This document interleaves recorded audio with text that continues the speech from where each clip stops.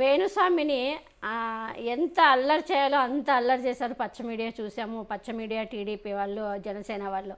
ఇప్పుడు ఈ సుప్రీంకోర్టు ఈ లడ్డు వివాదంపై సుప్రీంకోర్టు చురకలంటించిన చంద్రబాబు నాయుడిని మెట్టుతో కొట్టినట్టు సుప్రీంకోర్టు చెప్పిన ప్రశ్నలకి సమాధానం చెప్పలేక చంద్రబాబు నాయుడు చూసాం మనము. అక్కడి నుంచి టీడీపీ నుంచి ఎలాంటి సమాధానం కూడా లేదు.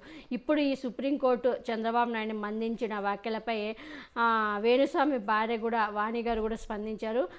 పరమ పవిత్రమైన ఆ తిరుపతి లడ్డు కోసం సోషల్ మీడియాలో ఎంత రచ్చ చేశారు, భక్తుల మనోభావాలను ఎంత హింసించారు. సరే, పొలిటికల్ని పక్కన పెడితే ప్రవచనకర్తలు, తర్వాత పండితులు, బ్రాహ్మణులు ఇలా అంటున్నారని ఏమనుకోవద్దు అంటూ కూడా ఏమైనా ఓవర్ యాక్షన్ చేశారా మీరు?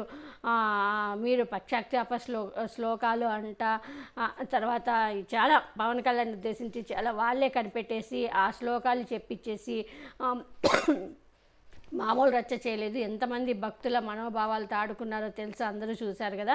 ఇప్పుడేం చేస్తారు మీరు నిజమైన హిందువులైతే, మీరు నిజంగా స్వామివారి భక్తులైతే, శ్రీవారి భక్తులైతే మమ్మల్ని క్షమించండి అని సోషల్ మీడియాలో పోస్టులు పెడతారా? మమ్మల్ని క్షమించండి అని సోషల్ మీడియాలో పోస్టులు పెడతారా అంటూ శ్రీవాణి గారు పవన్ కళ్యాణ్ను నిలదీశారు.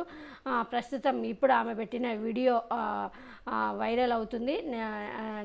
నెటిజన్లు కూడా చాలామంది ఆమెకు సపోర్ట్ చేస్తున్నారు. మరి పవన్ కళ్యాణ్ మరి ఈమెకి సమాధానం చెప్తాడా, లేకుంటే మళ్ళీ కూడా ఇలాగే అంటే తనకి ఎవరు అవసరమవుతారో వాళ్ళకి మాత్రమే సమాధానం చెప్తాడు, సమాధానం లేని వాళ్ళని అసలు పట్టించుకోకుండా ఉంటాడనేది మనందరికీ తెలిసిన విషయం. మరి ఈమెతే ఇప్పుడు స్ట్రాంగ్గానే దుమ్ము దులిపేసింది ఈ పవన్ కళ్యాణ్ టీం వాళ్ళందరినీ. అబ్బబ్బా, పరమ పవిత్రమైన తిరుపతి లడ్డు కోసం సోషల్ మీడియాలో ఎంత రచ్చ చేశారు అంటే, ప్రజల భక్తుల మనోభావాలని బాబో ఎంత హింసించేశారు నిజంగా చెప్పాలంటే. సరే, పొలిటీషియన్స్ అని పక్కన పెట్టేద్దాం. ప్రవచనకర్తలు, పండితులు, బ్రాహ్మణులు ఇలా అంటున్నాను ఏమనుకోవద్దు కానీ, ఏమన్నా ఓవర్ యాక్టింగ్లు చేశారు అసలు మీరు? ప్రాయశ్చిత్త శ్లోకాలట వాళ్లే కనిపెట్టేసి ప్రాయశ్చిత్త శ్లోకాలు చెప్పించేసి, రామ మీరు చేసింది మామూలు రచన. పాపం ఎంత మంది భక్తుల మనోభావాలతో ఆడుకున్నారు నిజంగా. ఇప్పుడు ఏం చేస్తారు మీ అందరూ?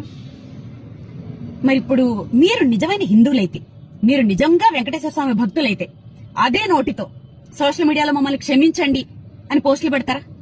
పెట్టండి, ఎంతమంది పెడతారో చూస్తాను.